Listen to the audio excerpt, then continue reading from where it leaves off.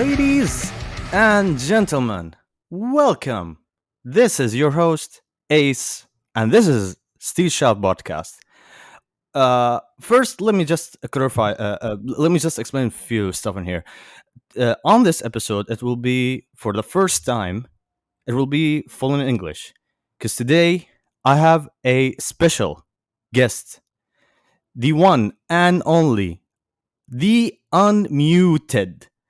If you guys don't know, this guy I've been following for in the past couple of months. I've been following him, and we've been doing a chit chat and sharing his podcast, his streams, and decided why not? Let's have an episode with the guy. Ladies and gentlemen, please welcome Adnan, aka unmuted. He is the vocalist of the band Svengali. He does the scream things. Does the scream stuffs on his band. He also has the stream on Twitch. He does streams three days. 3 times a week, Saturday, Monday, and Wednesday, and he also has a podcast called The Unmuted. So, welcome, my friend. Welcome to the podcast. Thank you very much for having me, my dude. Thank you. And first of all, you said that that you've been following us for a few months. I actually followed you. I was the one that came out, and I was like, "Yo, man, what the fuck? Still shout! I need more information. Who are you? What do you do? I love what you do." So yeah, just clarification there. I was stalking you before you even showed up to the stream. Yeah, that's true. I mean, I didn't know. Maybe I didn't did research. You just popped in and you said, "Hey man, how are you doing? I love your work. My name is Adnan. I'm from the band Svengali." And I looked at your message and said, "Whoa, dude, how?" Then I checked also. I said, "Oh my god, this guy did a lot of stuff. I need to know more." This is what truly happened, yeah. I'm you know by now that you've been in the streams and stuff, like I'm a big fan of the local scene. I'm a big fan of Middle Eastern music. I'm a big fan of Middle Eastern metal, the scene in general. And I forgot how I stumbled on your podcast or I think it was through Instagram. I saw it. I was like, wait, what? There's an Arabic speaking metal podcast in Saudi Arabia. Holy crap. I'm gonna. How do I help you? I think that was my first message. What can I do to help you promote it? Yeah. I remember that exactly on when you messaged me on Instagram. So Adnan, I introduced you on the podcast, but your own on your own words, introduce yourself. So maybe a lot of people who are listening now to the podcast don't know you, but I assume a lot of people know you. But please do the introduction about yourself. Not a lot of people know me. My name is Adnan. I live in Dubai. I scream in a metal band called Svengali, and I stream on Twitch 3 times a week. That's basically it. I'm a father. I'm a husband, and I'm a big advocate for the Middle Eastern metal scene. I've been in and out of bands most of my life, living in the Middle East.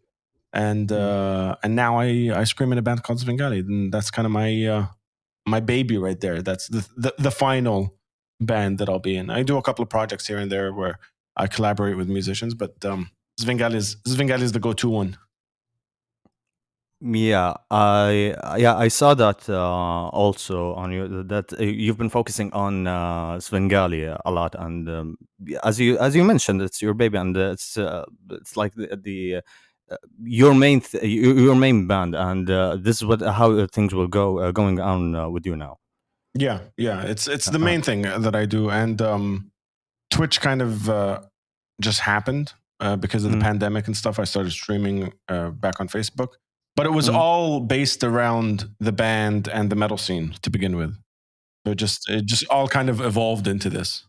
Yeah, we'll talk about the stream, but first. I wanted to ask you on as maybe the people do not really know about how. I wanted to ask you first how it all started for you loving the music? I mean, was it all you discovered it all by yourself, or you grew up in a musician family, or your friends, or the atmosphere around you? Was it like revolving around the music, or was it like you did it like do it yourself stuff? It was completely the opposite of a musical household. Uh, my dad's side of the family is very, very computer science, IT driven, very binary numbers people. My mom's side of the family is a little more on the artistic side and stuff, but they none of them were musicians. They were just fans of music and stuff. But in the house itself, we didn't have a lot of music playing. It was um, it was actually just me finding it on TV. I grew up in Australia, in Sydney, and they had this every Saturday. They had like a top 100 music videos countdown thing. So every morning they would just play the top 100 music videos of the time, and yeah, just from that I started picking up like you know some grunge sounds, some rock sounds. I started figuring out like, oh, this sounds better than that. And everyone that's ever seen the podcast or come into the streams knows that it all started with Silverchair for me. There was this one song by Silverchair called "Freak," and it's just a heavy, nasty riff. It's just do do do do do do do do do do, and I was like, "What is this?" Um, so since then, I've been like spiraling into it. I bought the tape because I'm old. I bought the Silverchair tape, and I started figuring out what kind of music Silverchair listened to, so I could go find it. And then I found out my next door neighbor's older brother was in a band, and they used to practice in the garage, literally a garage band. And every time they practice, I just go sit there. I was like 8 or 9, and just sitting and on the floor watching them play music and stuff. And I was like, this is pretty sweet. This is kind of where I feel comfortable, and then, yeah, it spiraled from there.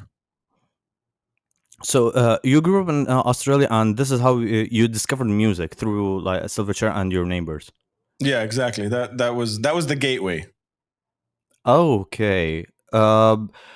But did you how it went like you went deep into the music, like you kept discovering on the music, or was there a tipping point where you wanted like something heavy, or wanted to you know what, I want something heavier, or want something more extreme?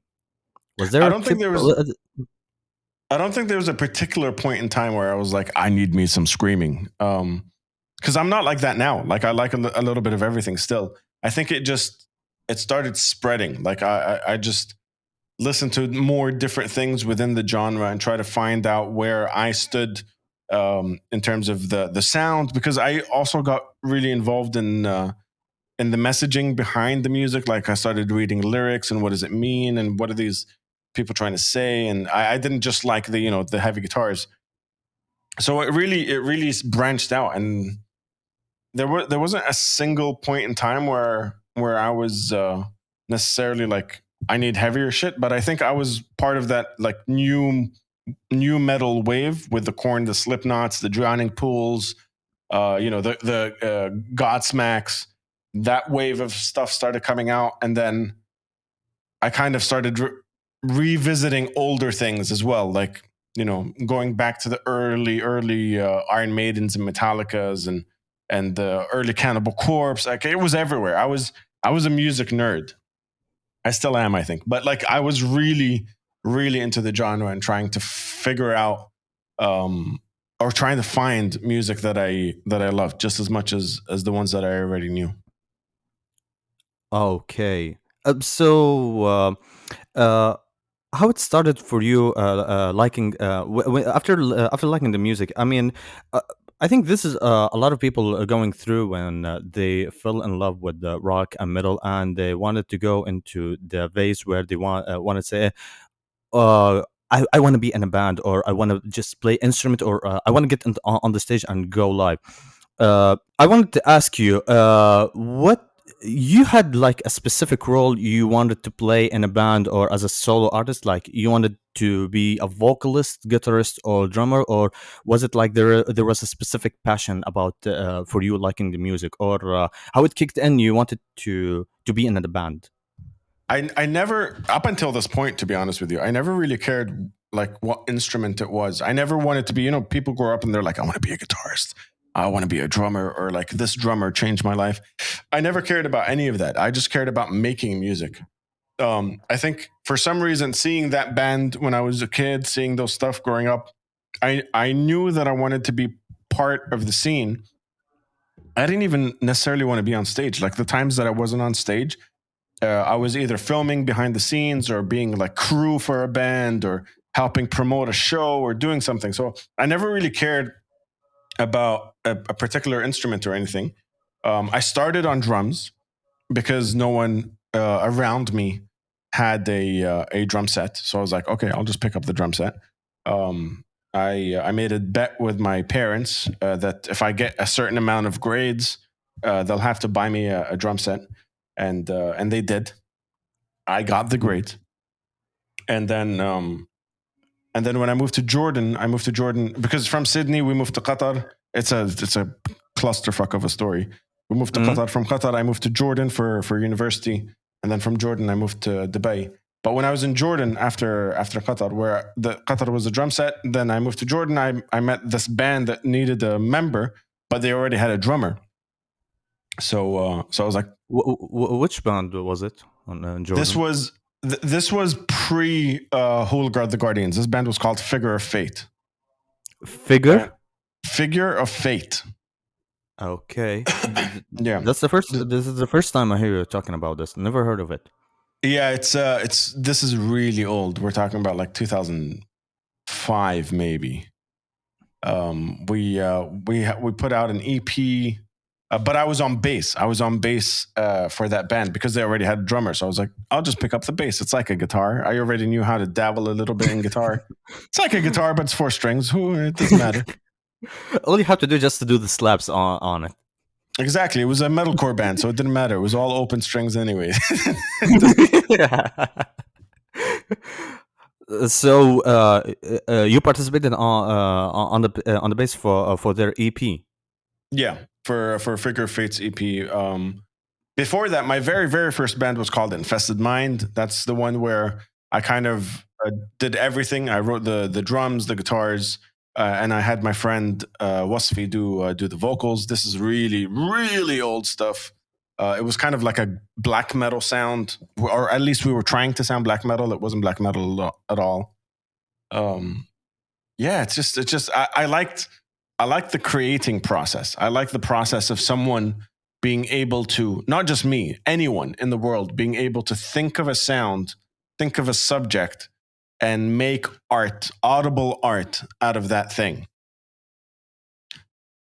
Just be able to create a song out of thin air because you felt inspired, you thought of a subject, or like something drove you to make a sound. It really that's the kind of stuff that motivates me. So how long you stayed in Jordan, and how long you stayed also with these guys on after their EP? I think with Figure of Faith, it was just a couple of years. We didn't do much. We played a couple of shows around Jordan and Lebanon, and yeah, we got some traction online, but we couldn't really maintain the momentum that we wanted because especially we were all students. No one could travel. No one had money to pay to fly to Dubai and play a show or any of that stuff. So Mm. it was just a couple of years, and then the band slowly disintegrated. The original vocalist left, and the usual kind of Middle Eastern band trajectory, where everyone kind of started doing their own thing, and then the band as a unit crumbled. But I learned a lot from that experience, and moved it on. Like every single band I've had, I've learned from the mistakes and passed it on to the next band. So Who Will Guard the Guardians was a little more successful. I mean, successful is a very objective term because we played like house shows and stuff. But still, uh, in terms of like the band as a unit and what we're supposed to do and how we market ourselves and how do you record yourself and how do you promote it and all that stuff, I've learned from what not to do from Figure of Fate and pass it on to Who Will Guard the Guardians. And in Who Will Guard the Guardians, I was a vocalist. That's because we couldn't find one. We couldn't find a vocalist. So I was just like, you know what? Can't be that hard. It's just like how I picked up a bass. You just scream into a microphone, make sounds. And it was very fucking hard, by the way. It was very difficult. But I practiced. I lost my voice for months trying to practice, figuring it out, fine tuning it, because we had a sound in mind that no one in Jordan could. We couldn't find anyone that could do that, so I had to learn how to do that sound that I had in my head. I see. So basically, you went through bands, and there's something unique I found there. Whenever you're into a band, what's you're looking like? What's the missing part of the band? Yeah, we need the drummer. Okay, I'll just pick up the drumsticks. I'm joining. We need the bass. Okay, I'll pick up the bass. We need the vocalist, and I'll go for it. It's like you went through different roles and different bands. I mean, this is a great experience for you. I mean, and you never thought and that's something unique. I mean, most people who are like, no, I want to be a guitarist, I want to be a drummer or vocalist, focusing on a specific role. But you went you went through a lot of roles there. Yeah. Like I said, it's just I really didn't care about like the instrument. I like making things. Even sometimes in between all of the stuff, I was still, making music videos for bands or doing photography for bands or crew and stage setup for them while they're touring or while they're live or any of that stuff. So I really didn't care about like the instrument. I just liked the process of creating something. Wanted to ask you then, what happened after Jordan? You said you went back. You went living in Dubai. Did you after Who Will Guard the Gardens? You started the band Svengali. Yeah, exactly. So what happened with Who Will Guard the Guardians was the same thing that happened with Figure of Faith to a degree. It was just I really wanted to like push the band and start playing shows abroad and record an album and do all that stuff. But the guys in the band weren't as ready yet. They didn't have the opportunity to do that stuff. So I had a chance to move to Dubai, and I thought if I move to Dubai for work and also start a band there, that's because Dubai was the only place that we could play shows, right? So even as a Jordanian band, we would fly here to play shows. We played here as Who Will Guard the Guardians, and this seemed to be like where the scene was brewing. So I moved here to try and get a job, to try and like stay here, but also primarily because I wanted to start something where I could find people possibly to tour and do stuff. And when Svengali first started, it was actually just me, writing and recording everything. I had a friend of mine, Ala, who was the drummer in our old band, just doing clean vocals because I can't sing for shit. And the idea of Svengali, like the sound of it, was born in like a tiny little one bedroom apartment, just trying to figure out. It wasn't one bedroom. What's it called? A studio apartment. Studio. Yeah. Just with no AC, trying to figure out like the sound that I had in my head and how to translate it and stuff. And then it spiraled from there. I put out the demos, and then some people were interested. And then I had a friend of mine, Fadi Shami. He's like, "Yeah, I'll sing on the album."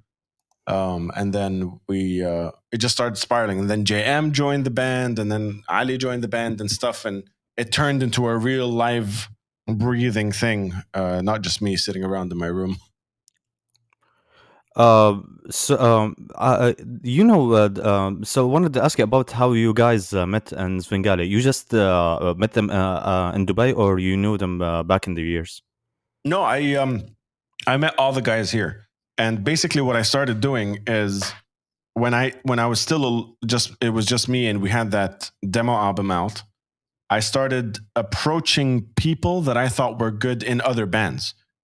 So Ali was a bassist. He had a band called AKB, and they were phenomenal live back in the day. And he had an amazing persona and everything, and a great Mm. bassist. He's a bassist. He plays bass like a bassist. Mm. So he was live on stage, and he walked off, and I said, "Hey, man, I have a new project. I'm going to send you some demos." Sorry for interrupting you. Where Of did you course. meet him? Where did you meet him? You met him in a live show? Yeah, they were playing a live show. His old band. And yeah, as soon as he walked off stage, I walked up to him and I said, "I have a project. I'll send you some demos. If you like it, let's talk." And that was 2014, and he's still in the band. Same thing with JM. I knew him from Damage Right. I knew him from his old band Postmortem, from the Lebanon scene. He's been involved in a lot Kyoto? of big projects. Mm. He was never in Kyoto, but Wait, he was never in Kyoto. Because I heard the JM was live. I think he was a sessionist in Kyoto. yeah, this is more recent. This is in 2019. He sessioned for Kyoto, but I knew him from his older stuff, Damage Right and Postmortem, and he had a big name in the scene already. So when I met him here, I asked him, "Would you join the band?" And he said, I like to do my own thing, so I'll join you guys as a session player. I don't want to get too involved in writing and stuff. But then we played a couple of shows together, and he was like, "Shit, I think I'm in the band." Then So, he was stuck. But yeah, it was the same for all the guys. Like even the guys that left, we've had a couple of different Khalid, drummers. Yeah, you had the drummer Khalid. yeah. Khalid Tamimi, he was in Voice of the Soul.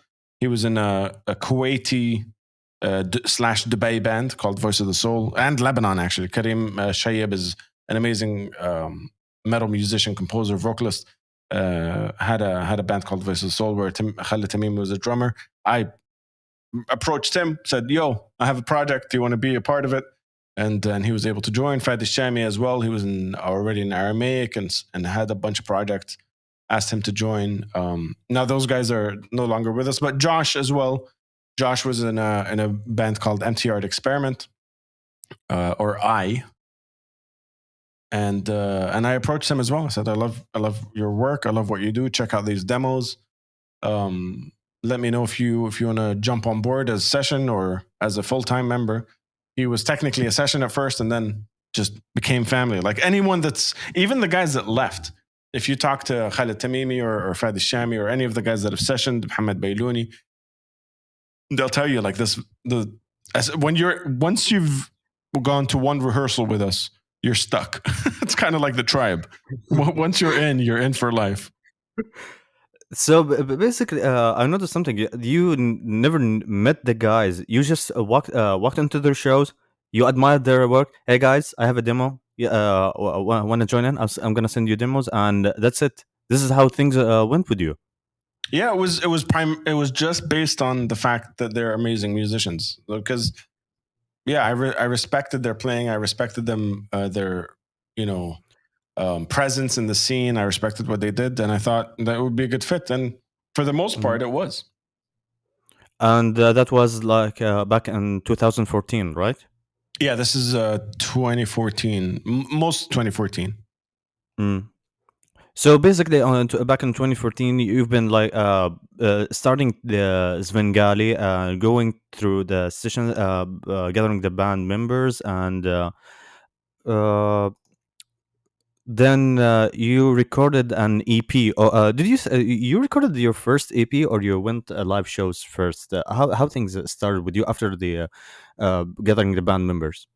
It was almost at the same time. We recorded and released the EP, and Mm, that's when everything started happening. As soon as we mm, released the EP, we started playing shows. Middle East Records and Josine from Dubai. There's two promoters here. Put on the very first Metal Eastern night, and that was Svengali's very first show.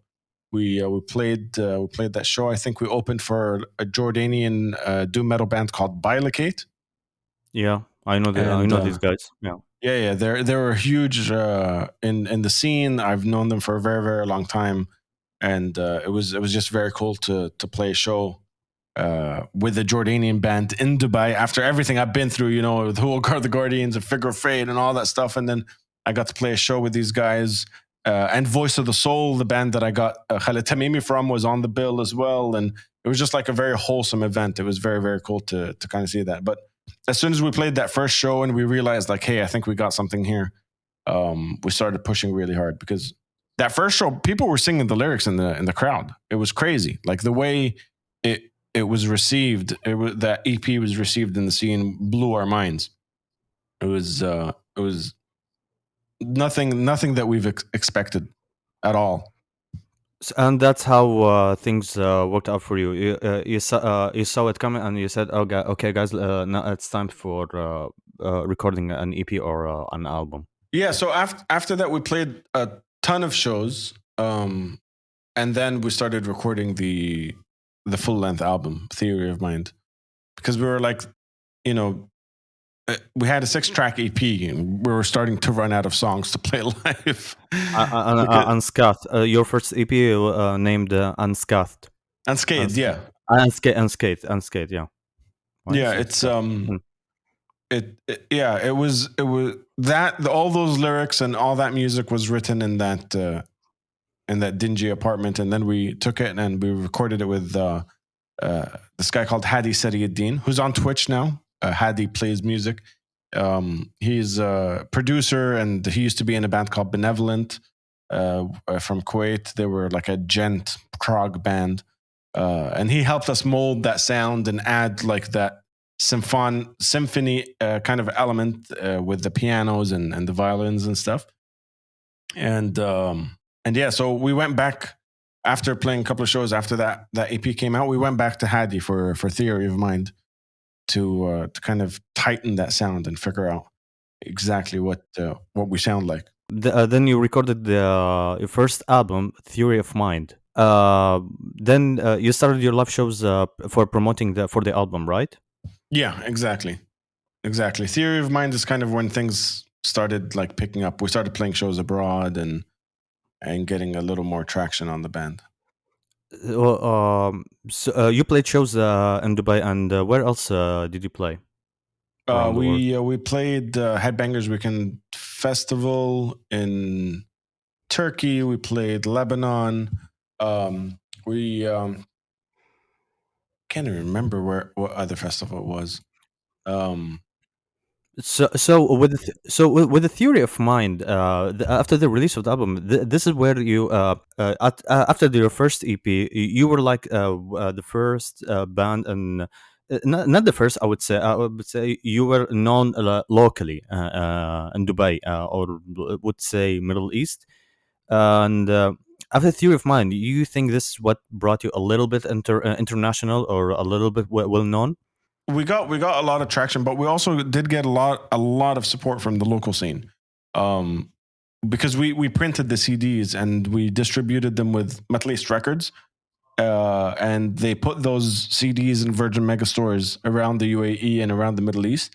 And in the first week, just from the local scene, from the support of the local scene, we were number 2 on the Virgin charts.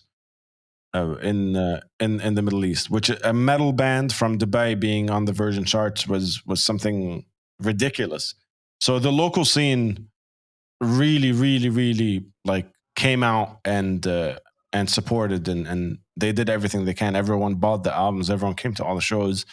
People were buying T-shirts, everything. So we were more focused on here before we started focusing on what are we doing abroad, and what are we trying to book outside this country and outside the Middle East specifically. So it was all the local scene, and the local support was unmatched.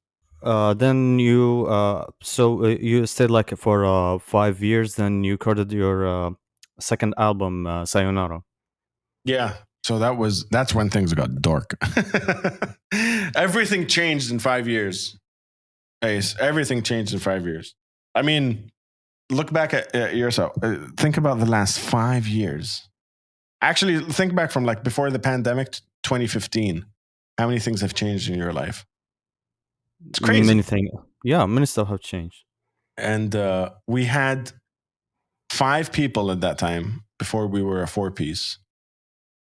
All of us going through extreme changes, from marriage to moving to kids to heartbreak and the breakups and all that shit.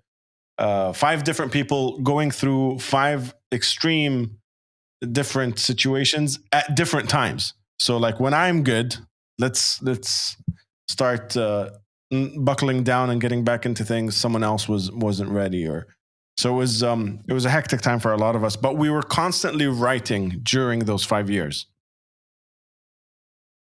We didn't stop writing whatsoever. So if you listen to Sayonara, you'll hear almost everybody's different situations that they were in, because we poured all of it into that album.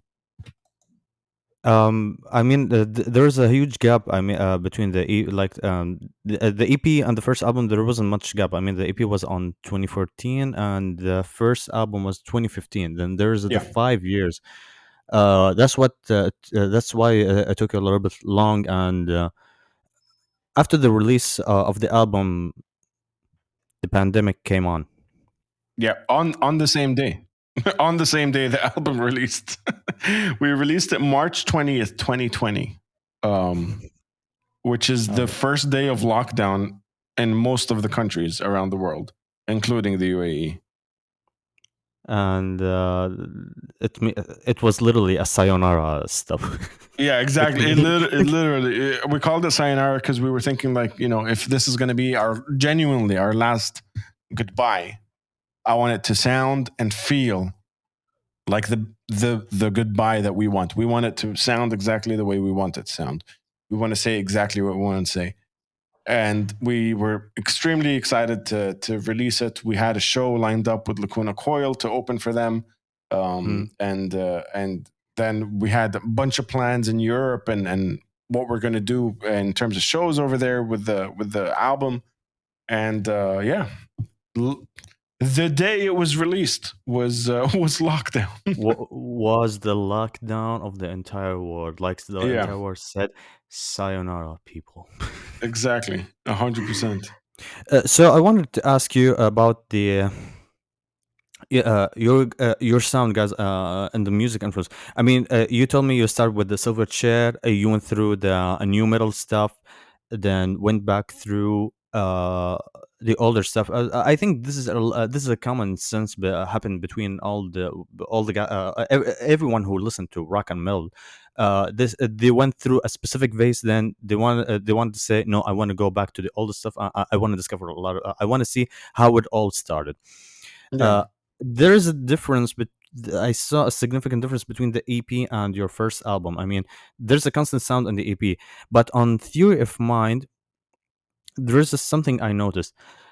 Every song is different. I mean, I heard like every song. There's a unique sound of it. You found like there's the metalcore sound. There's the industrial sound. There's the groove sound. There's the new metal sound. There's a lot of differences. And you mentioned while you're going through your races and discovering your own sound, how you establish you want. I mean, Svengali. You said no. This is gonna be the Svengali sound. I mean, was it all like I want to go through it all, then establish my sound, or was it like you wanted just a few changes at your sound at your first album? It was basically getting to know JM, because JM and I are the main songwriters, and like I said, the very first EP, JM wasn't there. He didn't write the guitars with us. He wasn't participating in that whole writing process.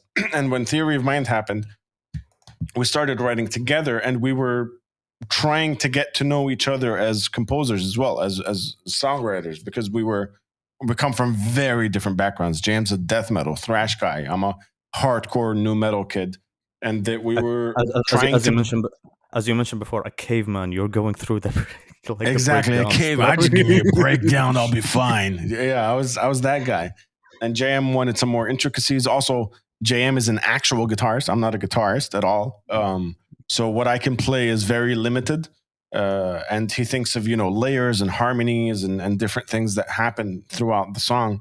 So Theory of Mind was us getting to know how to work together, also experimenting with the sound, because now we do have this other asset in JM that he can bring to the sound of Svengali. But also at the same time, we were intentionally trying to experiment.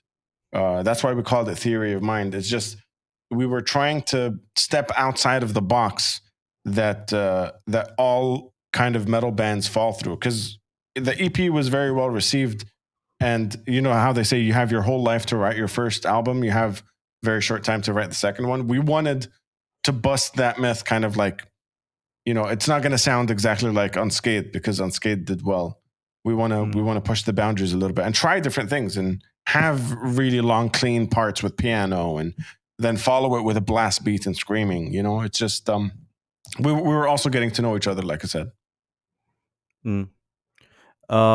Then at Sayonara, I found that like you went through the metalcore or established this is the sound of Svengali. This is gonna be the Yeah. sound of it. I think so. I think we've found the sound. It's a very broad spectrum, because even in Sayonara, we have a song like Better Off, which is basically acoustic, all clean, very very little distortion guitars, and I don't even scream in that song.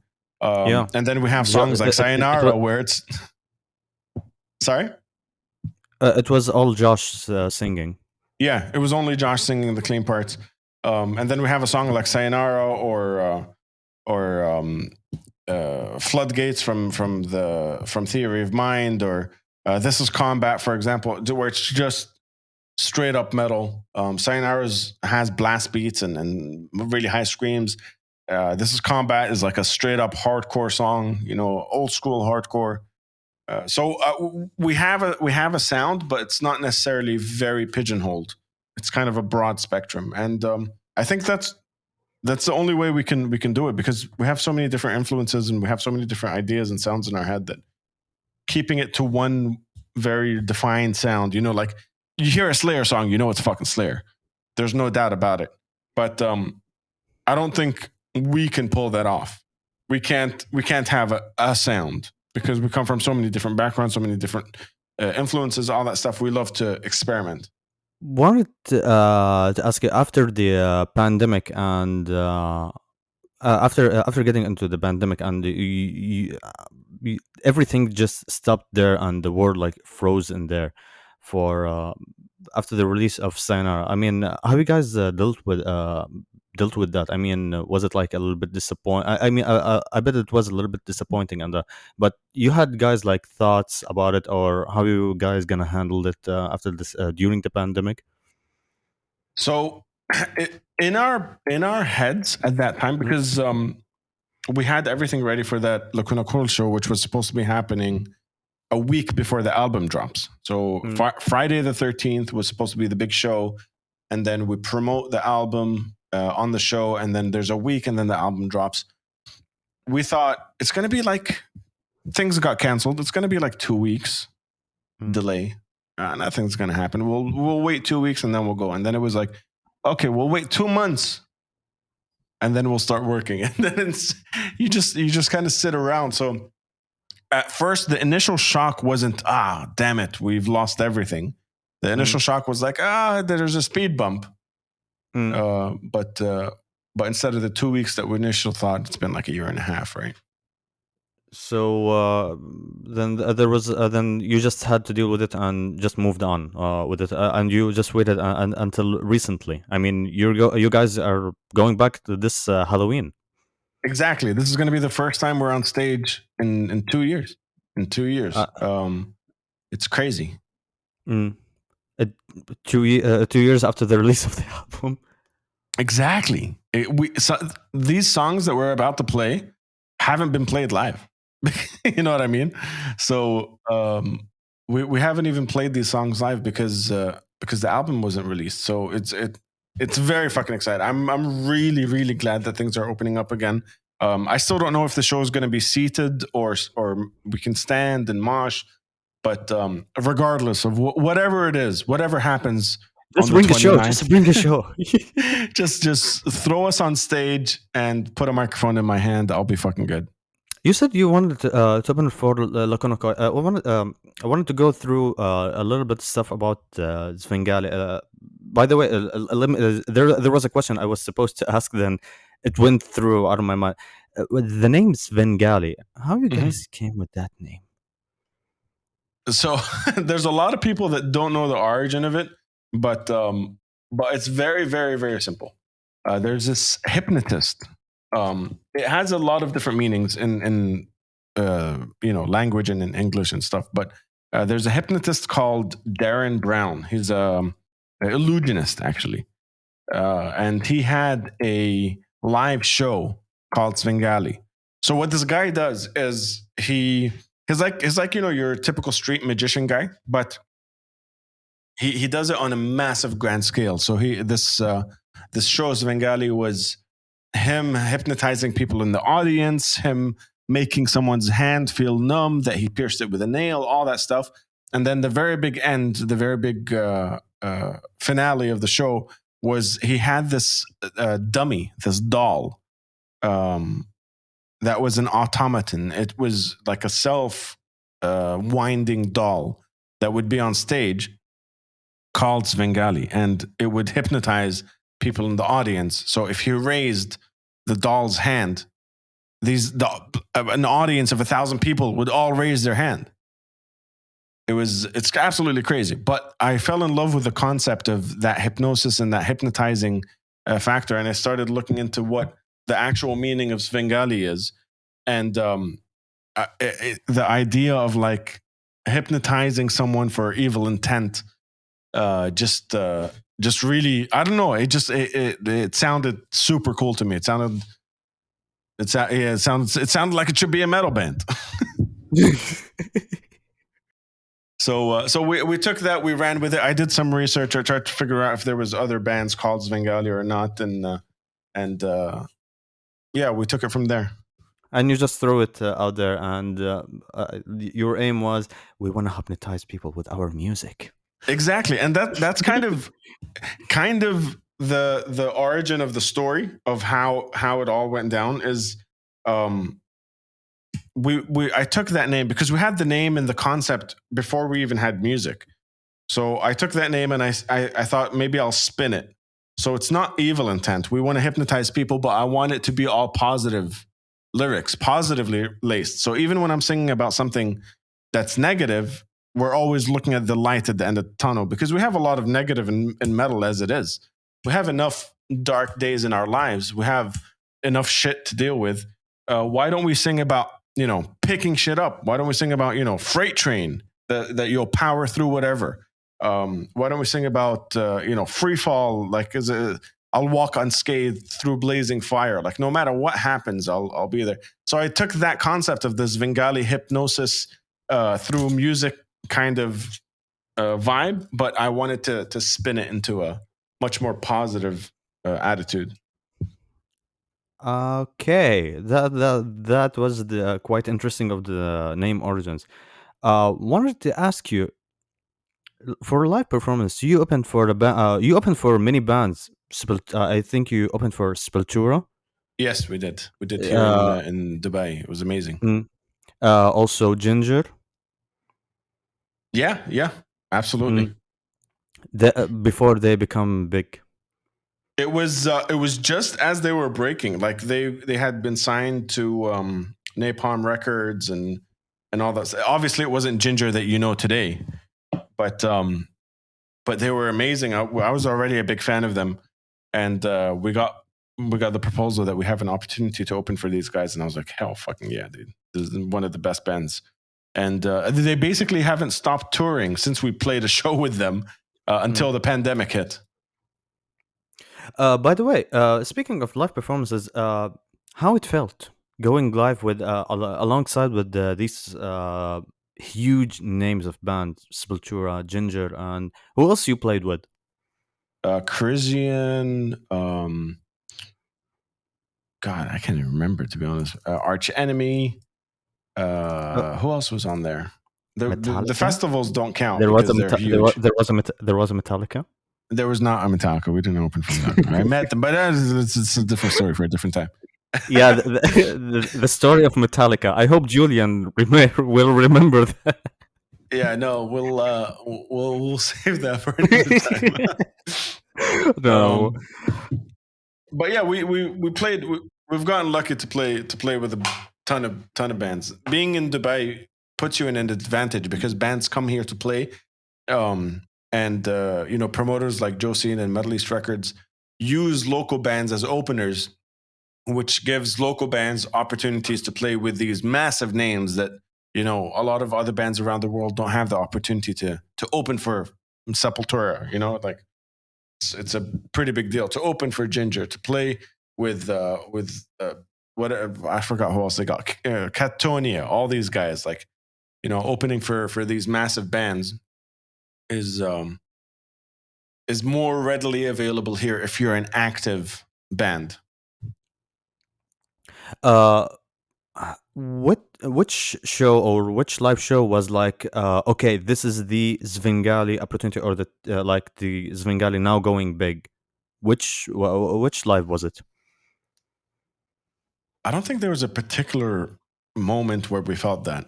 I think Sepultura was one of our favorite shows because it was the biggest hometown crowd we've seen. It was at the Hard Rock Cafe. There were, I think, like a couple of thousand people there.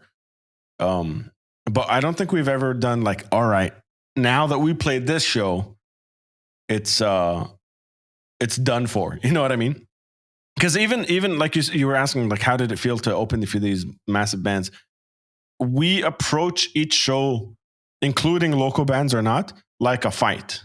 Like we need to win this argument, and we mentally get into that headspace that we're gonna try and make every single person move.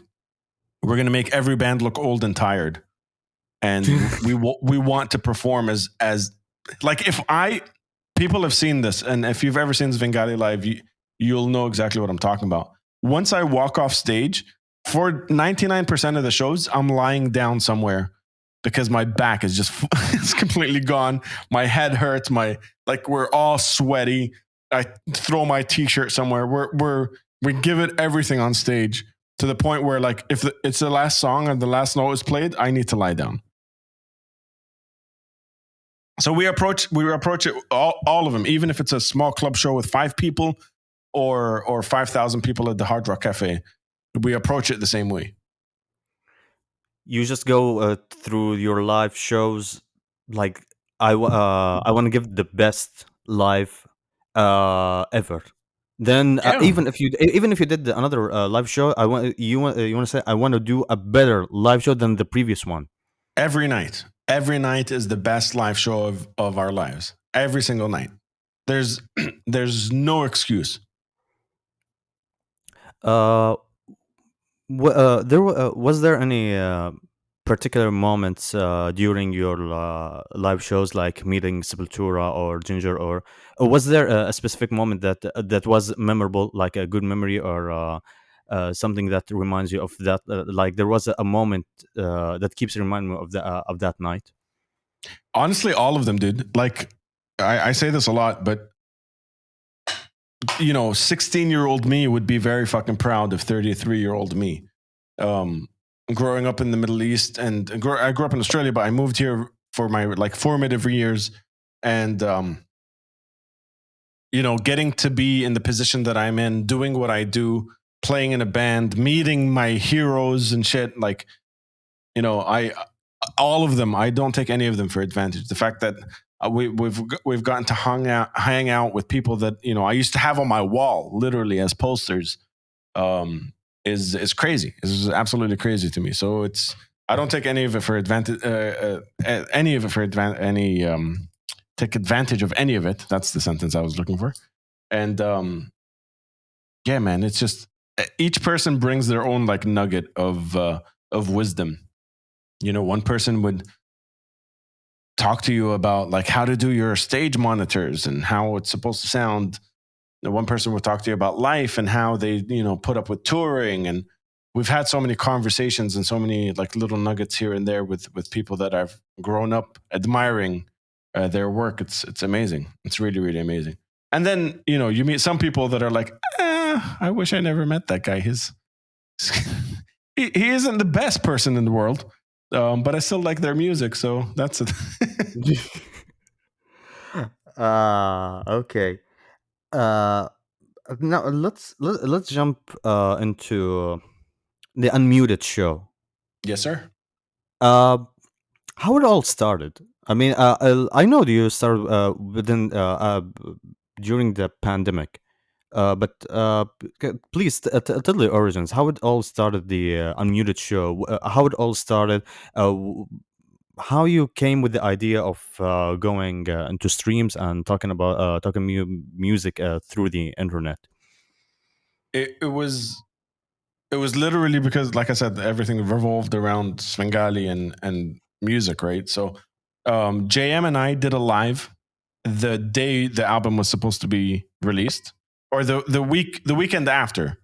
We went live on the Svengali page to talk to everyone, to play the album, to have a little bit of chit chat. He was at his house, I was at mine, and I had to study and figure out how to do all of this anyway, because I had no idea about OBS or streaming or any of that stuff.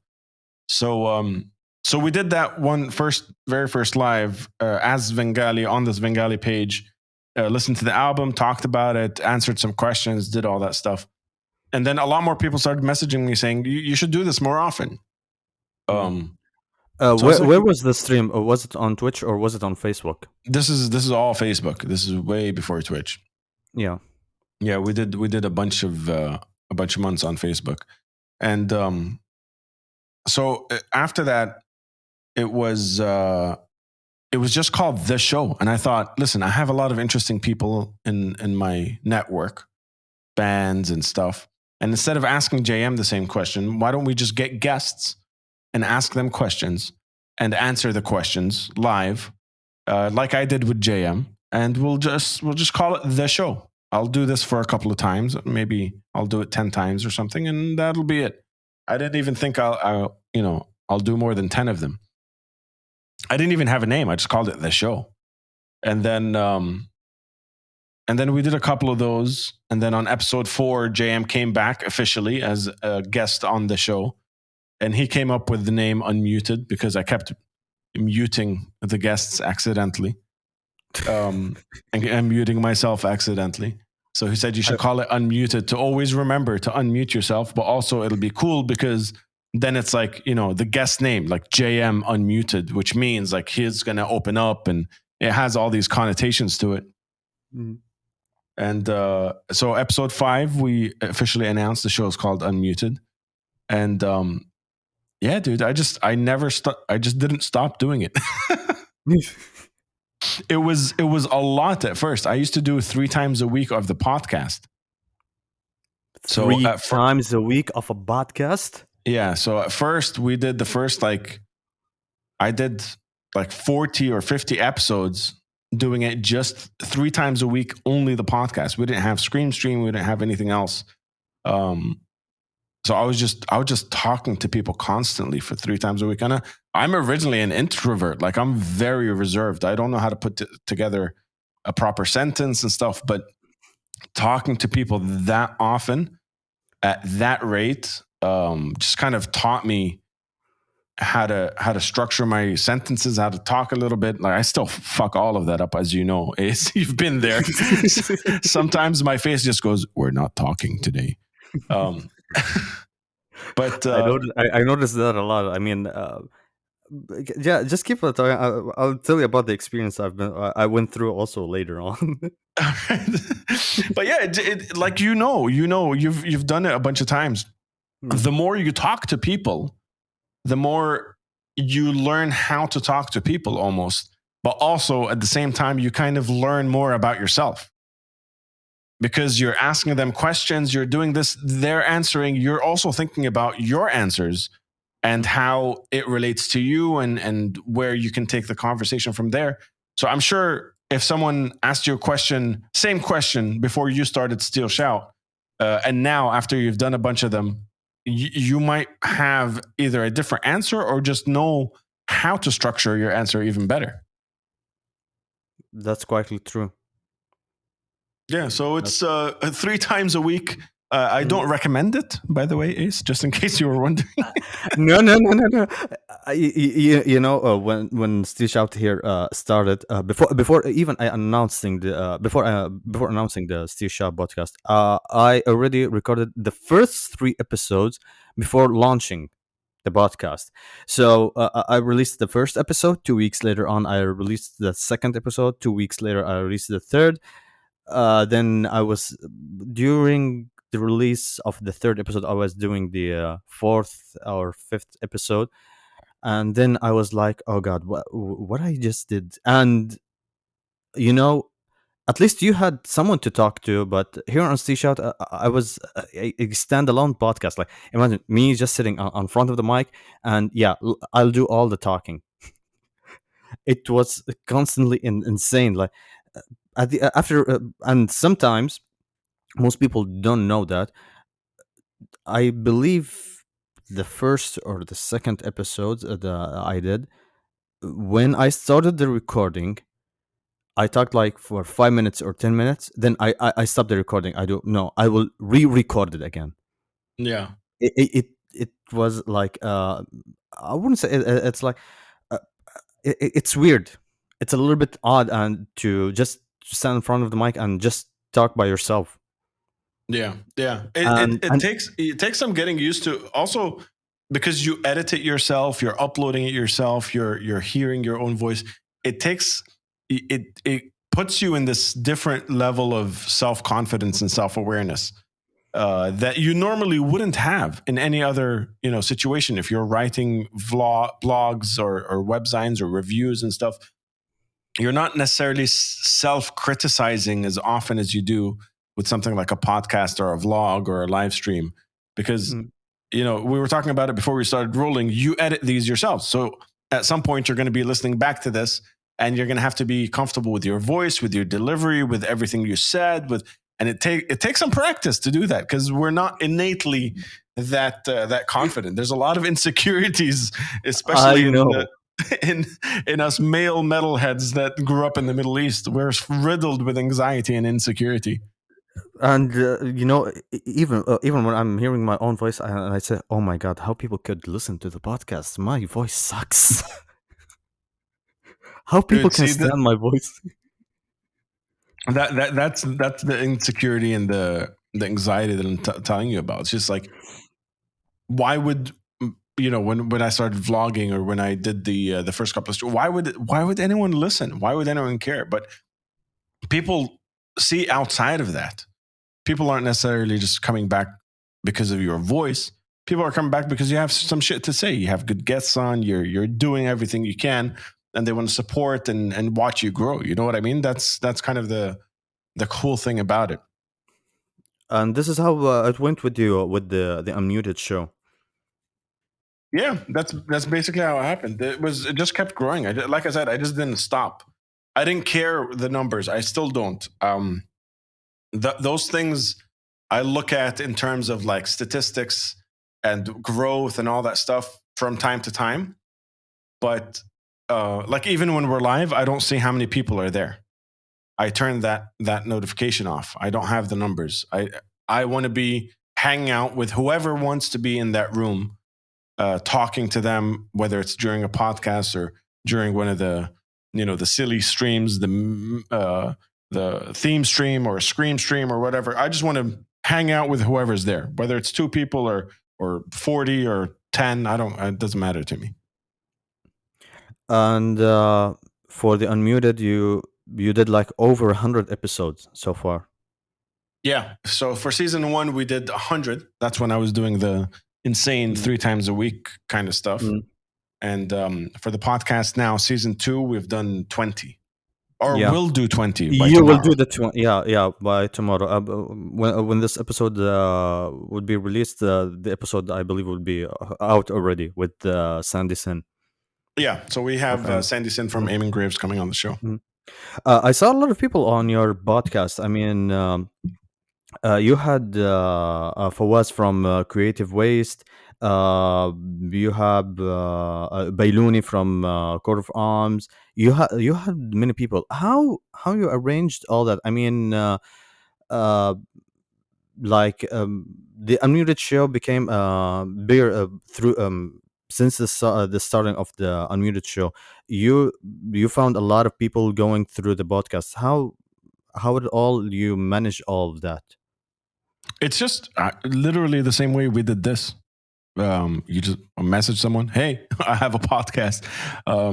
Here's what we do. Here's what it's about. Here's the message. And if you're interested, let me know. We can do it on Wednesday at 10 p.m. Yeah, Basically, that I was mean, it. yeah, I mean, the Unmuted show now they have you have now the Unmuted team for Derpy Paz and Julian. What's the role in the Unmuted team? So unmuted team is the name we give to the people that have started helping me outside of me being on camera. So Derpy Paws is she's basically like the show producer. She's the community manager. She runs the Discord and make sure that like when we're live and everything in chat is okay and there's no bots and there's no people trolling. You know what I mean? All that community management stuff. But she also comes up with a lot of the ideas for the show. So, like for example, very early on, the lamp of good, or you know any of these commands, the woo and all these things that happen on screen. That's all Derpy Paws, her ideas. So she comes up with the ideas and stuff, and I implement them technically.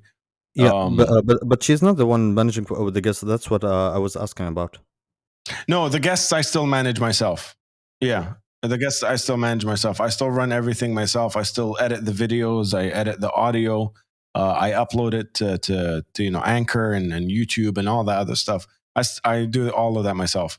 The unmuted team is basically just an extension of like the tribe. It's just the tribe, but people have a little more hierarchy in it. So Derpy Paws runs the Discord and manages everything. She produces the ideas.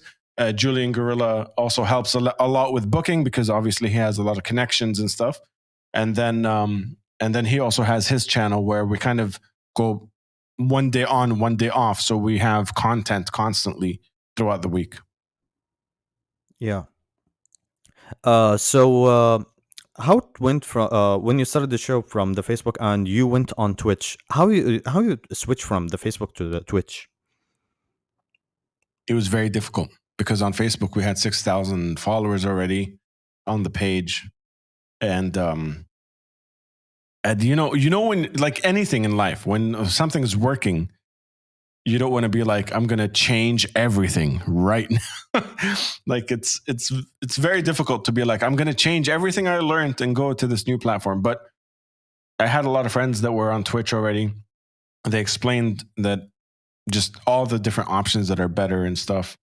And I felt Facebook wasn't the right place for unmuted because the only people that were on Facebook that were finding us are the people that already knew us, and it was getting to a point where a lot of people couldn't tune in because not a lot of people had Facebook.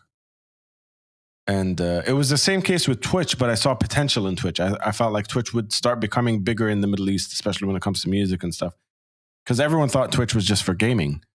Um, and yeah, it just I one day stopped streaming on Facebook and told everyone I'm on Twitch. Our first couple of Twitch streams, 2 people, 3 people in the chat. Um, there was this one time we streamed where there was absolutely not a single message for 2 hours in the chat, and Wow. but I kept it consistent. Like I said, I just kept doing it until it worked, until people knew about it. That was it. Um, this is the point I wanted to reach into this conversation. Um, not many people would understand that you when you go big or you become like a well-known a band artist, streamer, or whatever position you're into. Uh, this didn't happen in a day and a night. It took years. It took a lot of work. It took a lot of effort to put just to make this come true. Yeah, absolutely. I mean, last stream, there were some people who were resubscribing and it said 12 months. They've been subscribed for 12 months. So we've already been on Twitch for a year. And that was after Facebook. So it's been a grind. Yeah, since the pandemic hit, I have not stopped. So it's been a while. How it felt going through the stream? I mean, you ever thought about going through the stream at the first point, or it just you said yourself, you know what, I'll just keep going like this? Yeah, I never thought about it, to be honest with you, because I didn't even know what sustainability with a stream would mean.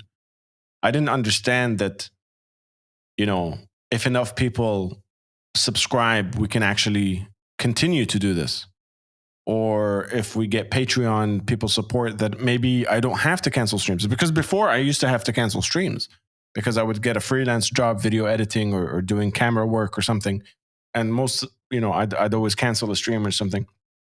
And then shout out to Joy. I know she'll be listening to this. Joy was the very first person on Patreon before we had a Patreon. She said, I'd love it if you make a Patreon so I could support you so you don't have to cancel the streams, because I want to watch them. I want to be there. So let me know how to support you so you don't have to cancel it.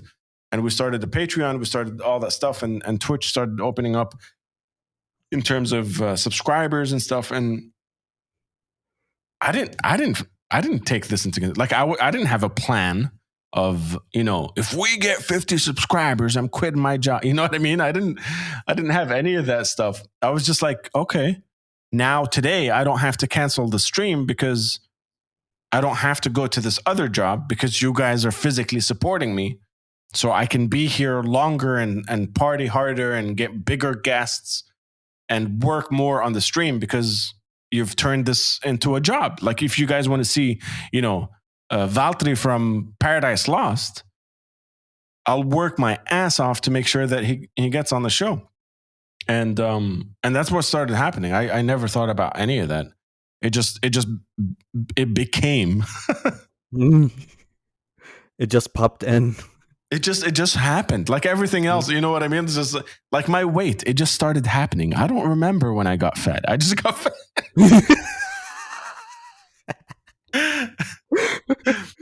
It just happened. It just happened, man. Listen, I saw McDonald's when I was 13. I don't know what happened. Now I'm 33. It just happened over 20 years. So you're just sitting there eating that McDonald's and say, it just, you're looking at your time and say, it just happened. It just happened, bro. That's how I feel about Twitch. Oh, God. I think this thing happened with the tribe. I mean, you initiated also the Discord, it's on Discord, Discord community, and you just bringing more people into the Discord server. It's all just happened. I mean, you met a lot of people through your streams, and then you initiated the Discord to join in. Yeah, exactly. Because that also happened because of something someone said in chat. Someone said, so where can I find you off stream? And I was like, let's think about that, because I had an Instagram account, but like Instagram isn't interactive. You can't chat with someone on Instagram necessarily. So I started looking into it. Someone said, you should just make a Discord. And I did. And, the first couple of months, like I said, it was like 6 people in there. The reason we have a bot on Discord, for those that don't know, and we call the bot Freddy Fred. The reason his name is Shut up, Fred. Exactly. Shut up, Fred. Is because one of the very first people in Discord is Svengali22. He's also a moderator. He's a community manager. He's one of my favorite people in the world. He helps out Svengali, my band. He's named after my band. Any chance we play shows and stuff. But he was the very first person in Discord, and he set up a bot that would allow us to play music, and the bot was called Freddy Bot, and it just never worked. So it became a joke, like, fuck Freddy, and it's been a year, and now it's still the same joke.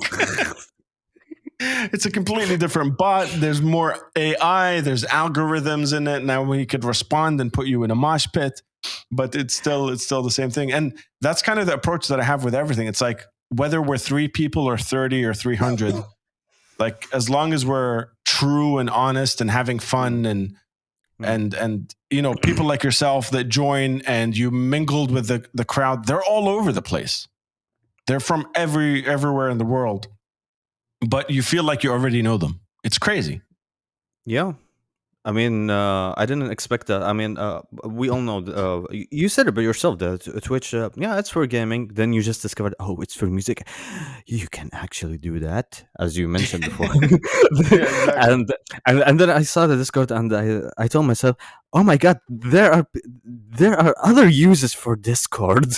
Let me just check in there. What's happening there? This, I mean, this is crazy, man. What all you did on Twitch, on Discord, it's fucking crazy. It's really, really, really admiring. I mean, all the effort you made on these platforms. It's fucking amazing. I mean, I was looking, and at first I was looking into the Discord, Twitch. And I found myself that I'm thinking, and it's like every now and then I'm just opening the Discord and check on the notifications over and over, and then I'm telling myself, dude, I've never been like this a few months ago before joining this community. I freaking love them all. Yeah, it's a beautiful community, and people like yourself all over the world. Just it's just a bunch of good, wholesome people that like rock and metal. Gaming, silly jokes. Like, we have a memes channel, we have a horror channel for people that like to get freaky. I have that muted because you guys post really weird shit in there. No, I wouldn't talk about this posting stuff because no one wants to see that dark side. We'll keep that in the Discord or the Deathcord. But yeah, man, it's just it's what we've always done, right? Like, why did you start Still Shout? Because you want to support, you want to interview, you want to talk to people. You have that innate kind of motivation to be a part and grow and do whatever you can for the scene. That's true. It's exactly the same for me. That's why I found you.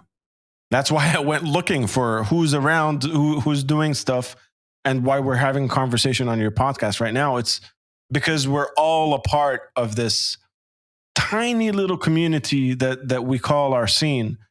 And all we're trying to do is shed more light on it, have fun, and meet people from around the world that might like it as well. That's basically it. That's to summarize both Unmuted and Still Shout. That's basically it. Is we're trying to shine light on the things that we love, and we love metal. We love the Middle Eastern metal.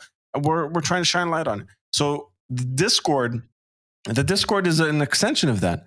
All these crazy fuckers from the States and Australia and Germany and Belgium and all these people that are hanging out started because they came into a stream where some Middle Eastern guy was screaming about something, and or having hat sass, or doing shots of hat sass.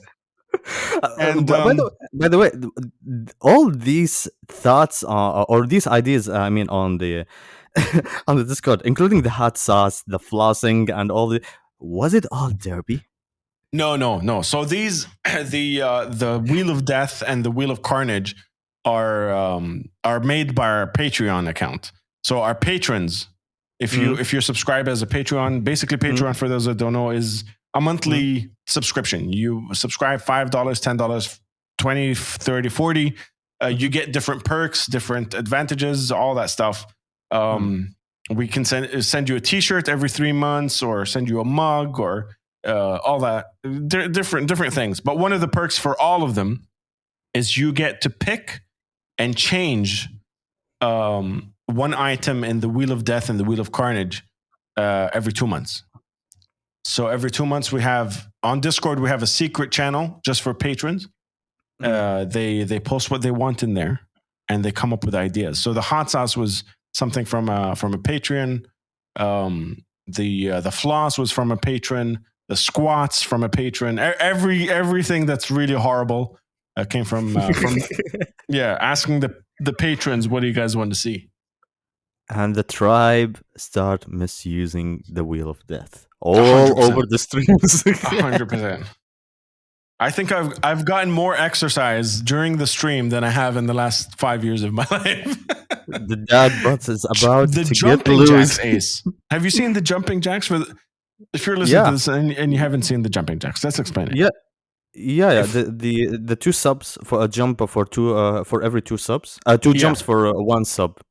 Yes. So every 1 subscriber, Hmm.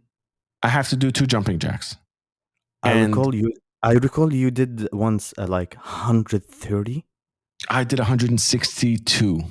Oh, 60. Yes, I recall that. I saw it on your stream. I witnessed that. 162 Ace. You know, I've never done 162 anything in my life. Yeah, it was.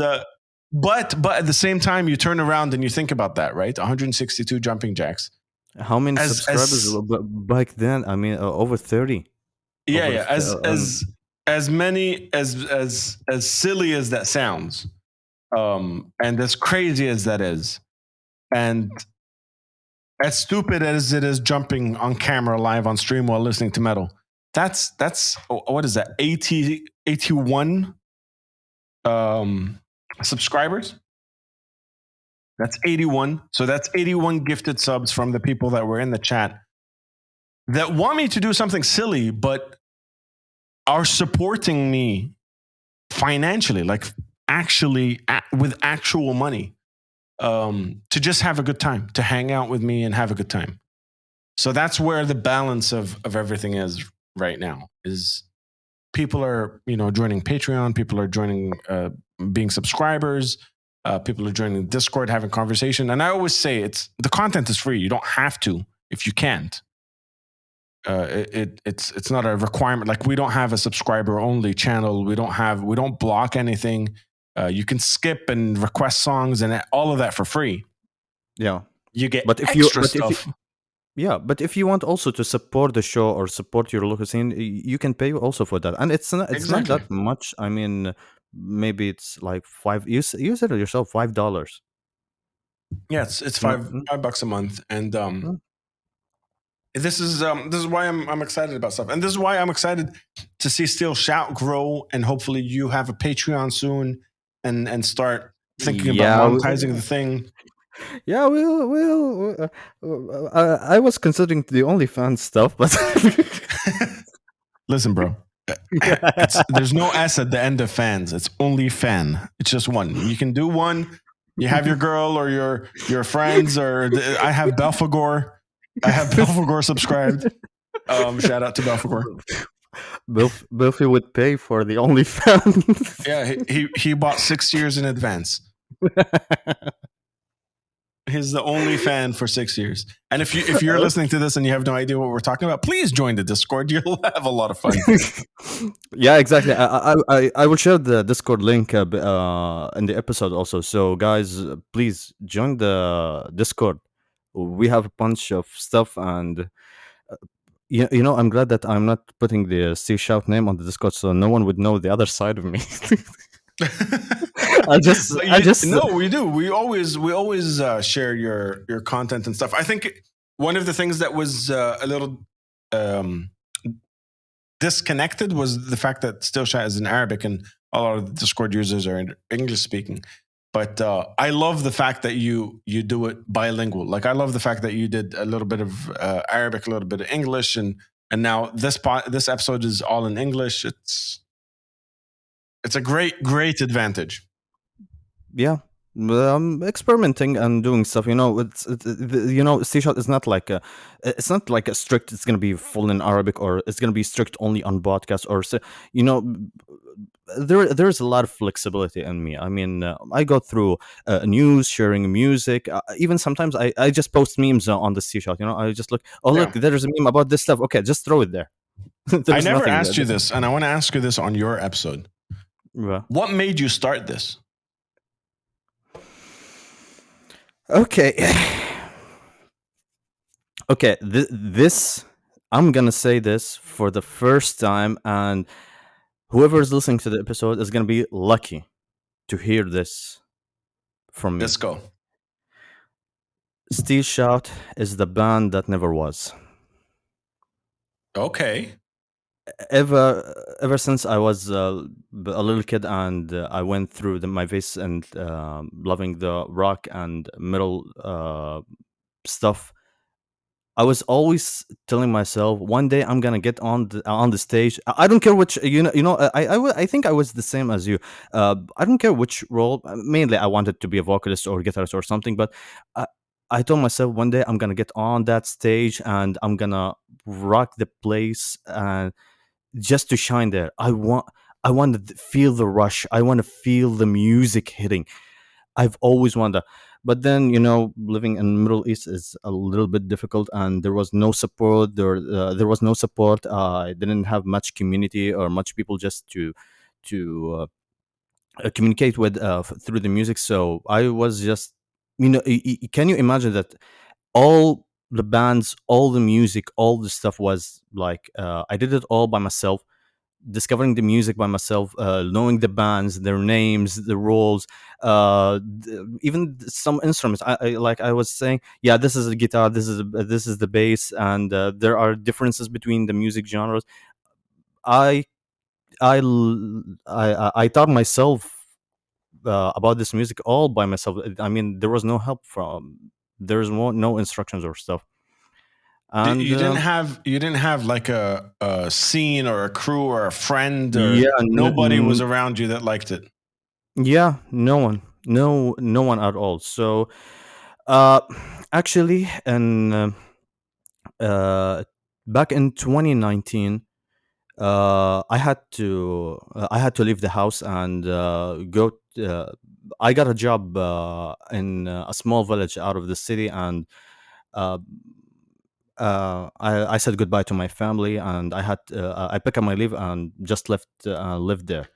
And one day, I was telling myself while listening to the music. I mean, I was living alone, and I was telling myself, you know, I wish if there was this idea of going through like I wanted to talk about the rock and metal music, but I didn't just figure it out. Was it a podcast, YouTube, or streaming or stuff? There was no shape of it. I mean, I had the idea, but I didn't know how just to put it or put it there. And yeah, then I told myself, you know what? Let me just start this podcast and see how things will go. See, This that's the is beauty of it. That's the beauty mm, of it is that there's no intention. Not that there's no intention. That's not necessarily that you didn't intend on doing something. It's that you don't have any like um hidden motivation behind starting something. I fucking love this music. I can't find anyone else to talk about it. No one's interested in it. I'm just going to do it myself. exactly. And you And know what? There's a word for that. Entrepreneur. You can't. what? You just started. You're an entrepreneur. Mm, You mm, started your own business. You started your own, and I don't mean business in terms of like monetary value. I mm. mean when you don't find something that you're looking for, You just created. you you create it. And going back to the very first thing I said, the Mm. beauty of this genre, the beauty of music, the beauty of podcasts and everything that we did is that you make it out of thin air. And there was I had like a goal when I started the Steel Shop. Uh, I told myself one day on this podcast I'm gonna interview with musicians. Yeah. And ironically, this year I Yeah. started doing interviews with musicians, with bands. I never thought I would do that in my life. And I told myself after doing these all interviews, I said, I had this dream that I wanted to go on that stage and just shine in there and rock the place. If I can just to go on that stage, but I know some people having this dream and there is a method, or there's, even if just sharing their music would get them into their goal, I would do it with a heartbeat. Yeah. I didn't achieve my dream, but maybe I could help other people to achieve their dreams. Or maybe Yeah. I wouldn't say I didn't achieve my dream. Maybe I would achieve it, but through a different path or a different method or in another shape. You know what I mean. Yeah, exactly. It's modular, right? Because you also have to gauge it based on your experience and everything you're going through and everything you're doing now. But yeah, I'm a huge fan of yours. I don't know if I've told you this before. I'm a huge fan of everything you're doing. Thank you, So thank you. I I'm truly I'm appreciate very it. very excited for the future of Steel Shout. Like I said, I sought you out. Mm. I made sure to stalk you enough to make sure that you're a part of the tribe because I'm very excited for the future of what you're doing, and it reminds me of the shit that I used to do, and the kind of stuff that I like. Even the video interview that you did during the show with Immortal I Pain. think Immortal Pain and the rest of the guys, and you have more planned. I know you have a lot more on the plate. It's Mm. just one of those things that I think you're just starting. You're just getting into it, and a year from now, we're going to do another podcast together, and we're going to be like, "Hey, remember when we were talking about like having local bands, and now this guy is fucking James Hetfield is on Steel Shout? Isn't that cool?" I swear, if that happened one day, I'm gonna quit my job. But that's the thing, man. Like, No more pulling teeth. yeah, exactly. The or maybe some pulling teeth, basically, if it was Mitaka. But anyway, but that's the whole thing, man. People around the world, there's consumers. A lot of the majority are consumers that love content, and there's the minority that like creating content. And if the consumers support the creators, it just goes full circle. You don't need that middle ground. You don't need a sponsor. You don't need anyone. The people that listen to this podcast can directly support you. And it blows my mind that we're living in this day and age that, I say, thank you for the sub. Subscribe for 6 months. That's fucking amazing. You're literally helping me do it. You know what I mean? Like you're paying the bills for me to be able to do that. And I think we're going to get to a point in the Middle Eastern metal scene where creators and consumers are going to balance out, and we're going to have enough creators to actually have a scene. Because right now, Exactly. think about it. You and I are the only podcasts in the Middle East Yeah, about that's metal. true. Yeah, that's true. An entire region has 2 podcasts that talk about the genre. True. I mean, There's a tiny town in Germany that has 10. and everyone is listening to it, and they say, there's a podcast in here, there is a podcast in there. But for the entire region, yeah, you said it. There's only 2. You do, and also you do the streams. I do. You do the English version. I do the Arabic one. I think I think we should do this one. You do the episode in English, and I'm gonna translate it into Arabic. Yeah. Yeah, exactly. It's This going to is the be translation of the episode. an unmuted Steel Shout.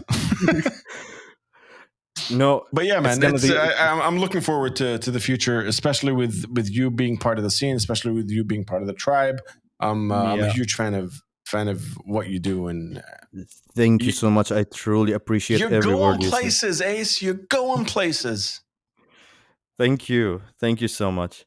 Uh, there's a point I just wanted to ask you. I mean, there's a point, and there's another hitting point. I made a surprise for you, but I'll get to the surprise later on. Uh, through all the years you've been going through, like, from discovering music, going through different bands, establishing the scene, establishing to your sound, traveling, meeting a lot of people, going through the stream. Tell me what experience you gained all these years. I mean, Oof. ho- Uh, how would you put it? I mean, this all these experiences. I think just confidence in what you confidence in like your instinct, because there's a lot of times growing up, especially in terms of creation, content creation, whether that was blogs or music or content, like creating things in general, you doubt yourself a lot. There's a lot of like, I shouldn't upload that, or I can't do that. And before doing a podcast 3 times a week like a maniac, um, there were I made videos that didn't go up. I made Have You Seen That, where we interviewed bands in the Middle Eastern scene from 2009. I think just believe in your creation, confidence in your instinct. That would be the one thing that I would say. Like whether it's a song, whether it's a podcast, a video, a vlog, a fucking live stream, whatever it is. If you think it's good, just do it. Don't think about the outside. Don't think about the people just yet. Don't think about the listeners. We were talking about like you freaking out over your voice earlier. Don't think about that. Just make good shit that you like. And as long as you like it, someone will find it somewhere along the way. And the honesty and the transparency and just being yourself, they'll see that and they'll gravitate towards that. Outside of that, do it. Yeah, you just do it for the right reasons and have confidence in your creation. Take it also as a constant. I mean, do it constantly. I mean, never stop it. Yeah, that's something that I don't know how not to do. Mm. when I put my mind to something, music or live streaming or whatever, I don't stop. And I think for if you do stop, it might not be your passion. Like you haven't fucking stopped. There's a million reasons why you could say, work is late, or I'm tired, or it's Friday. What am I doing talking to this asshole for? Yeah. There's a million reasons for you not to do something, right? Yeah. But the fact that you take the extra step to do it, keeps it constant. That consistency is key, absolutely. But I don't think that's something that should be said, because if you have to push yourself extra to do it, then it's probably not your passion. Yeah. A lot of people ask me a million times a day. I have a wife and a kid, and the podcast and uploading and doing the reaction videos on YouTube and doing the streams and waking up early when I sleep at like 3 a.m. But they're like, how do you do it? I'm like, I don't know how not to do it. Yeah. I reach into that. I reach into that point. I mean, you know, when I did the in the past like 5 or 6 episodes, I was telling myself, I'm enjoying doing this. I really can't stop it. There's something inside me telling me, no, you have to record an episode. You have to upload an episode. I mean, there's a passion. Whenever I go into Steve Shout account, like, hey guys, there's a new episode. It just makes me happy. I don't care how many efforts I would put into it, even in creating doing the production of episodes and videos. There's the amount of happiness while I'm Yeah. doing all this. It's no one would understand that. Yeah. You're fulfilled. You feel like, listen, I thought of something. I worked hard on making it, and now it's out. One of the coolest things I don't know if I read it. I don't know who said it. It's a bad segue, but one of the coolest things I ever heard was art is never finished, it's abandoned. And being able to abandon a song or a podcast or editing a video and just being like, it's no longer mine. It's currently on the internet for everyone to consume, and I have no control over it. There's this weird satisfaction of letting it go, of just being like, here it is. This is me. This is what I did. This is what I created. I sat down and I interviewed these people. These are the questions I chose to ask. This is how I sound, whether you like it or not. Here it is. There's this weird satisfaction about letting that go. That's quietly true. That is the most true. That is the most truest. I don't know if that's even a word, but yeah. It is now. This is also happens. Even saying weird words during a podcast or it makes the fun of it. It makes the fun of Absolutely. it. I look back into the episodes I created. The first 3 episodes I did. You know how I recorded the first 3 episodes. Tell me. I used the mic of the headphones of my own phone. I did not use Yeah. I did not use a professional mic like I'm using right now, and I plan I to. did exactly the same. My first episode was using the headphones and the iPhone headphones, basically. Same thing in here. It all happened using the. Uh, so Adnan, here is the part where there's this surprise. I was waiting for you. To Okay. tell you. Okay, this is a question you always do on your podcast, and I'm gonna throw that question to you. Oh shit. Okay, let me just zoom the camera. Oh, okay. There's no camera in here. I couldn't. Okay, okay. Let me just go. Adnan, if you had a time machine and you met your younger self, what would you say to your younger self? I know. It's not a copycat, but I've always when I because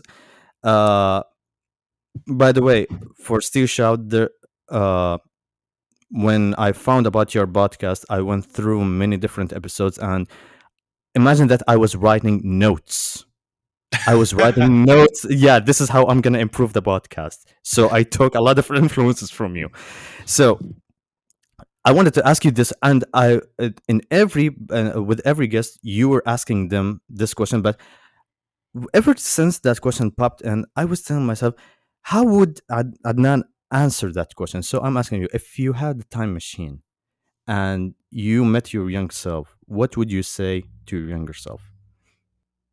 I would probably say trust yourself a little more. Like we were talking about earlier, that confidence in just believing in your creations and stuff. Because I grew up doing a lot of things, right? Like vlogs and have you seen that interviews and different bands and all that stuff. A lot of the time, the reason I stopped it is because I just thought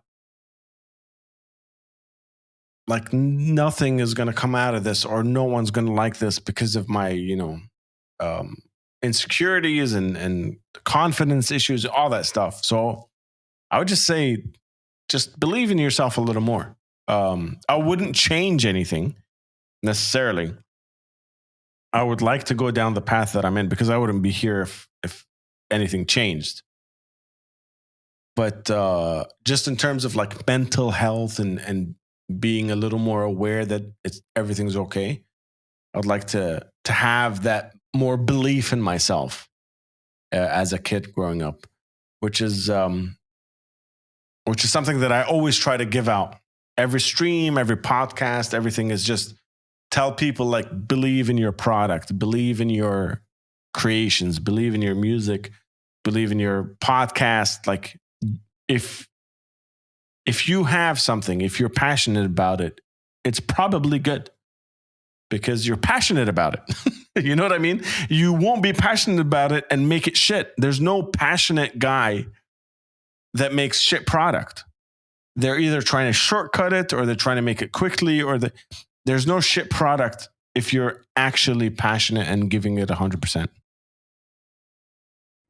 So I would say just believe in yourself, trust yourself a little more. That is one of the greatest answers I've heard in my life. Dude, thank you so much. You're too kind. So, what would you say? But I have no more points just to talk about it. So I'm gonna give you the last word for the podcast. What would you say for all the people who are listening to the episode right now? First of all, thank you for sticking around for almost 2 hours now. You guys are absolute beasts. I talk a lot. No. You know, I was planning. Oh, okay, we'll do the 30 minutes, 40 minutes. Then I look on the recording. Oh shit! I did now 2 hours again. yeah. Thank you for sticking around with us for 2 hours. Please, if you've already listened this far, support my boy Ace from Still Shout. I mean, the amount of effort that goes into these things. I know. I can tell you, it's not fucking easy. Talking to people for 2 hours at a time, and then he has to go edit this and upload it everywhere. It's crazy. So please support Still Shout, and if you want to join a group of maniacs like Ace did, join us on Discord and check out the streams. It's a whole bunch of fun. And if you're in Dubai, come to the show. We're playing a show on the 29th. I think I think the episode will come out at the same day of the show. So, if you're listening to this, go to the show right now. Run! We're almost late. But no worries. yeah. No worries. I'm posting everywhere about your show, man. I really wish I could attend the show, but we might stream it. If everything goes well, we might be able to stream it live, so everyone that's part of the community, part of the tribe, and part of Still Shout, you guys will all get a glimpse of Svengali live for the first time in 2 years. No worries. Sharing the link and sharing all the stream all the way on all the platforms.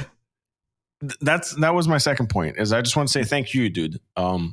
Since you and I met, since I found your podcast, I've been a big fan of everything you're doing, like I said. But also, you've been a nonstop supporter, sharing everything that Unmuted and Svengali do. So it really does mean a lot to me. Outside of what my very limited vocabulary can express, it means a lot. It means a lot.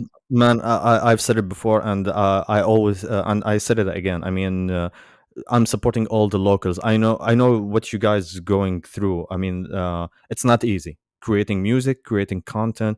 It's not easy. I mean, back then I wasn't aware of the content creating. But once I got into it and I told myself, oh shit, these guys are going through a lot of hard work. These guys deserve all the support. And yeah, man, guys, to all people around the world, or all people who are listening to this episode, please. I mean, Unmuted is doing a spectacular job on his streams. Also check his band Svengali, and also Who Will Guard the Guardians. I don't know how you came up with that name, but we really gotta don't check that band out, you guys. We have leaked video of Who Will Guard the Guardians, and we were yeah, it's horrible. Bad.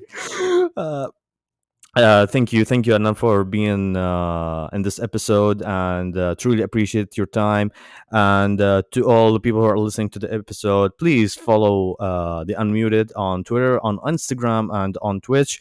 And I'll drop also the link to the Discord. And watch me moshing the 1 minute there, and you can just curse Freddy there. Just tell him, "Shut up, Fred."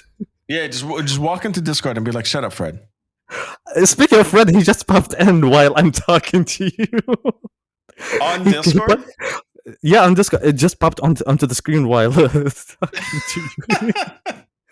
He knows he's a creep. He's a creep. He grew his self-awareness, and he's gonna take all over the Discord. Yeah. You have the code we have for Freddy. I think like we could sell it to Microsoft or something. I swear. Thank you again, Adnan, for being a part of this episode, guys. You can share the episode. It will be available on all the platforms. And yeah, speaking of the platforms, this episode is now available also on Spotify and Saudi Arabia. The podcast wasn't available. Now it's Oh, available. hell yeah. Absolutely Yes. amazing. So you can listen to the podcast also on Spotify. It's going to be also on all other platforms: Anchor, Google Podcast, Apple Podcast, and also it will be uploaded on YouTube. And follow Unmuted, follow the Twitch, join the Discord, and thank you for sticking around. And hope you enjoyed the episode. And please like, share, and subscribe for the Steve Shout. And if you liked this full episode in English and you want more, please write in the comments, and and I might consider that doing few episodes in English. Oh, hell yeah. Yeah, if I got a good review on it, yeah, we'll Let's do check this. it out. Let us know. Let us know in the chat. Let us know in the Yeah. comments. Yeah. Thank you, guys, and see ya.